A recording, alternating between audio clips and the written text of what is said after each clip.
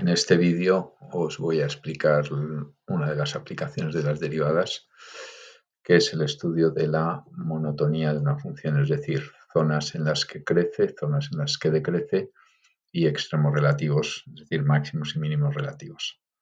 Gráficamente es bastante fácil ver cuando una función es creciente o decreciente. Aquí os he puesto 4 ejemplos. Básicamente la idea es, si nos movemos de izquierda a derecha eh, y la i va subiendo, es que la función es creciente, como pasa en el caso primero y en este de aquí, que como veis, cuando me muevo de izquierda a derecha, la i va creciendo. Y una función es decreciente cuando pasa lo contrario, es decir, cuando me muevo de izquierda a derecha, la i va disminuyendo, la función va bajando, como veis en estos dos casos. Bien, lo más complicado es estudiar el crecimiento y decrecimiento de una función cuando nos dan la expresión analítica de la misma. Para ello, lo que vamos a hacer básicamente va a ser estudiar el signo de la derivada primera. ¿Por qué? Pues porque sabemos que en las zonas donde la derivada primera es positiva, la función es creciente, y en las zonas donde la derivada primera es negativa, la función es decreciente. Por lo tanto, el estudio del crecimiento y el decrecimiento de una función se va a limitar a estudiar el signo de la derivada primera, nada más. En cuanto a los extremos relativos o locales, máximos y mínimos relativos, comentaros que son puntos de cambio de crecimiento de la función y cumplen dos extremos relativos, ya sea máximo relativo o mínimo relativo, cumplen dos condiciones.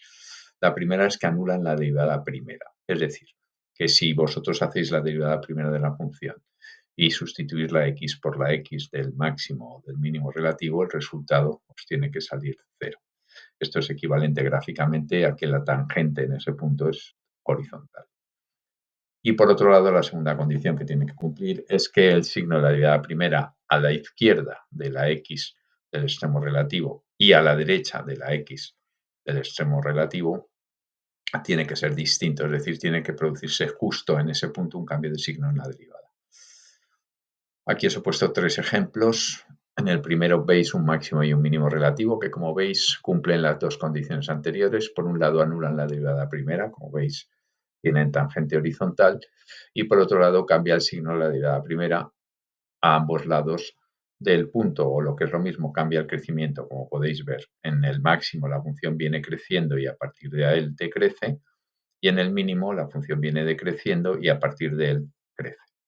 Este punto de aquí no lo consideramos máximo relativo. ¿Por qué? Porque cumple la segunda, como veis, la función viene creciendo y a partir de él la función decrece, pero no tiene derivada. De hecho, este punto tiene dos tangentes, esta de aquí y esta de aquí, por lo tanto no tiene derivada, no cumple la primera, luego no es un máximo relativo.